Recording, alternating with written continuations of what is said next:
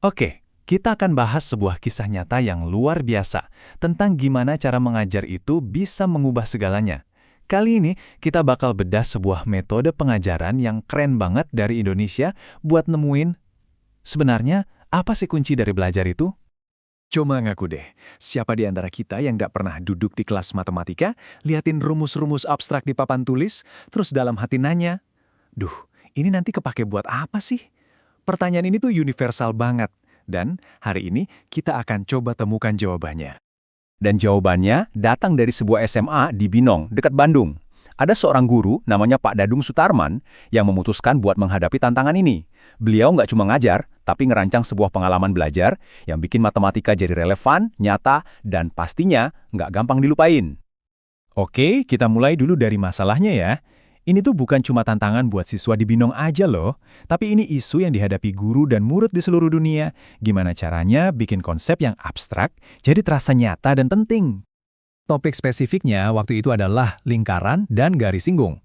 Ini materi buat anak kelas 11. Kedengarannya abstrak banget kan? Nah, di SMA Negeri Binong sama kayak di banyak sekolah lain, topik kayak gini bikin motivasi belajar siswa jadi rendah. Ya wajar aja, mereka nggak ngelihat hubungannya sama kehidupan sehari-hari. Jadi, apa yang Pak Dadung lakuin pertama kali? Bukan buka buku paket, tapi beliau coba memahami murid-muridnya dulu. Ini adalah langkah pertama dan paling penting dalam merancang pelajaran yang benar-benar ngena. Pak Dadung nemuin 3 hal penting tentang murid-muridnya. Pertama, gaya belajar mereka itu kinestetik. Artinya mereka lebih gampang ngerti kalau sambil gerak, sambil praktek. Bukan cuma duduk manis dengerin ceramah. Kedua, konteks budayanya Sunda. Wah, ini bisa jadi jembatan buat nyambungin matematika ke pengalaman lokal mereka di Bandung. Dan ketiga, sebagai remaja usia 16-17 tahun, mereka butuh lihat aplikasi dunia nyata. Nah, ketiga poin ini jadi fondasi buat semua rencana mengajarnya. Setelah paham banget sama muridnya, Pak Dadung nyusun sebuah rencana yang bisa dibilang radikal. Tujuannya simpel, geser fokus dari sekebar ngapalin rumus ke nemuin makna sejati di balik matematika. Coba kita bandingin ya, di satu sisi ada metode lama, guru jadi pusatnya, siswa pasif nerima, dan ngapalin. Tapi pendekatan baru ini beda banget, peran guru berubah jadi fasilitator, siswa jadi pemecah masalah yang aktif. Dan fokusnya bukan lagi soal-soal di buku, tapi masalah nyata yang otentik. Kerangka yang beliau pakai ini namanya Problem Based Learning, atau disingkat PBL. Idenya sederhana tapi kuat banget. Belajar itu nggak dimulai dari teori, tapi dari sebuah masalah yang nyata dan kompleks. Jadi, siswa mempelajari konsep-konsep matematika sambil berusaha mecahin masalah itu. Dan rencananya ini dibangun di atas prinsip-prinsip yang kuat. Jadi ini bukan cuma soal matematika, tapi juga nanemin nilai. Fokusnya ke pemahaman mendalam, bukan hafalan cetek. Terus ada integrasi budaya Sunda, terutama semangat kolaborasi atau gotong royong. Tujuannya jelas, ngembangin skill penting kayak berpikir kritis, sambil bikin proses belajarnya itu sendiri jadi bermakna, dan bahkan seru. Oke, teorinya udah cukup. Sekarang kita masuk ke bagian yang paling seru. Gimana semua rencana keren ini dieksekusi di dalam kelas? Disinilah ide-ide hebat itu diuji. Pak Dadung nggak buka kelas dengan, "Oke anak-anak, buka halaman 50." Enggak, beliau mulai dengan pertanyaan ini. Pertanyaan yang langsung nyambungin konsep abstrak garis singgung ke pengalaman yang super nyata buat murid-muridnya di Bandung. Mereka bisa langsung bayangin kan? Tiba-tiba matematika bukan lagi soal angka, tapi soal gimana caranya biar nggak jatuh pas nikung di jalan Lembang. Dari situ, beliau kasih tantangan utamanya. Bukan soal latihan biasa, tapi sebuah misi, merancang jembatan gantung di atas Sungai Citarum. Ini masalah otentik yang benar-benar butuh pemahaman soal garis singgung pada tiang penyangga yang bentuknya lingkaran. Tantangan gede, relevan, dan pastinya menarik. Nah, alurnya kayak gini. Pertama, mereka diskusi bareng buat benar-benar paham masalahnya. Terus, ini bagian penting buat pelajar kinestetik. Mereka langsung praktek. Mereka bangun model jembatan pakai kardus dan tali.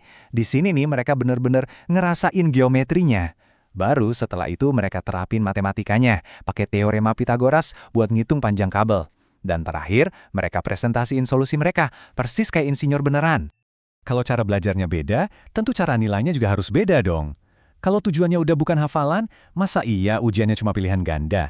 Kan nggak nyambung. Jadi, ini poin pentingnya. Penilaian yang nggak lagi cuma soal jawaban akhir yang benar. Fokusnya digeser ke prosesnya. Gimana cara siswa berpikir, gimana mereka kerja sama, sekreatif apa solusi mereka. Nah, skill-skill kayak gini kan yang justru paling penting buat masa depan mereka. Rubrik penilaiannya juga nunjukin dengan jelas apa yang jadi prioritas. Berpikir kritis dapat porsi paling gede 40%, terus diikuti sama kolaborasi, kreativitas, dan komunikasi. Tentu, hitungan matematikanya harus benar, tapi itu cuma sebagian dari gambaran besar pengembangan kompetensi siswa secara utuh. Tapi jangan salah ya, ini bukan berarti kemampuan matematikanya diabaikan, jauh dari itu. Di akhir pembelajaran, tetap ada tes tulis, dan siswa harus dapat skor minimal 80 untuk dianggap tuntas. Ini buat mastiin, di samping ngembangin soft skill, pemahaman dasar matematika mereka tetap kuat dan terukur. Sekarang, coba kita tarik kesimpulannya. Apa sih yang bisa kita semua ambil dari kisah luar biasa di kelasnya Pak Dadung ini? Pelajarannya jauh lebih besar daripada sekedar lingkaran dan garis singgung loh. Setidaknya ada 4 prinsip yang bisa diterapin di mana aja. Pertama, selalu mulai dari muridnya, bukan dari materinya.